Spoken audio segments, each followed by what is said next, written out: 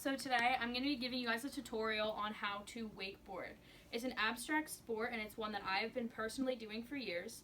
And in order to go over all of this, I'm going to teach you about the parts of the wakeboard and then how to wakeboard. I also have a volunteer here who's going to demonstrate for you.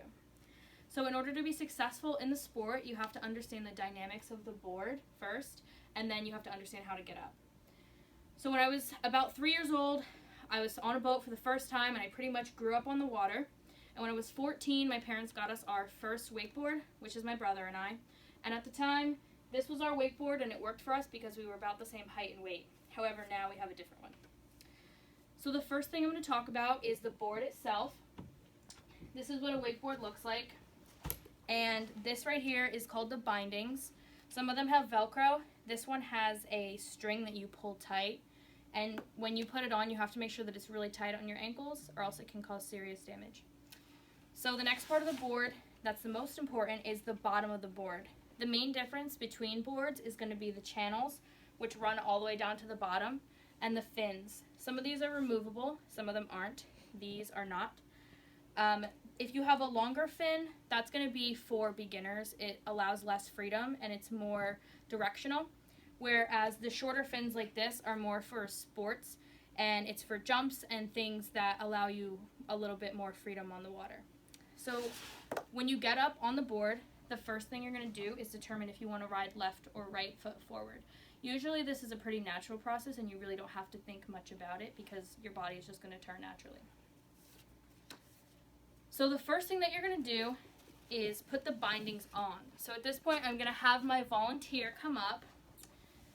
This is Kelsey. She's going to be showing you guys how we do this.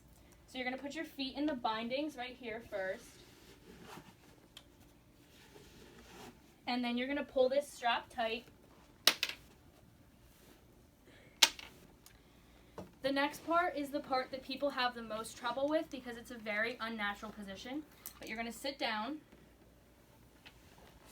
in the water and you're going to bend your knees up, put your arms straight forward through your legs, and at this point someone from the boat is going to toss you a rope. You also have to have a spotter on the boat and the driver to make sure that if they fall off, there's safety there. So you're going to have your legs curled, back flat, arms straight, and the boat is going to slowly inch forward until the line is tight. Once the line is tight, they're going to give you a thumbs up signal and the boat is going to start to pull you up.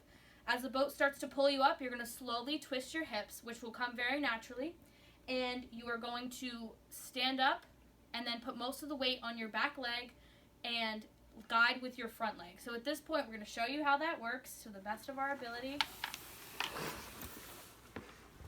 And once you're standing up, your leg will lead and your back leg will be where most of the weight is, just so you don't nosedive in the front, which means the front of the board is going to go underwater. So once you're up and the boat is pulling you, you're going to be riding very similar to this, where you don't want to pull too hard on the boat, but you also don't want to pull on the rope. So in the beginning of my speech, I also talked about wake surfing, which is very similar to wakeboarding. However, the board has no bindings on it. So instead of bindings, you just lay your heels flat on the board and the boat is going to pull you forward and you're going to smack your feet down onto the board. The main difference with this is that you have nothing to hold you in, so this one's a little bit more difficult. I mastered this at about 16 years old. And with this one, it's a little bit different because you're going to pull your body weight up the rope to the back of the boat until you're even with the motor and use your hips and your front leg to guide and surf your way towards the boat. There's no rope involved in this, whereas with wakeboarding, you're held about 20 feet out from the boat with a rope. So for me, I decided to talk about this because this sport was deeply embedded in my childhood and it was something that I grew up loving. And as I got older, I taught my friends and some of my family even how to do this. I love teaching my friends and I love doing this as a sport overall.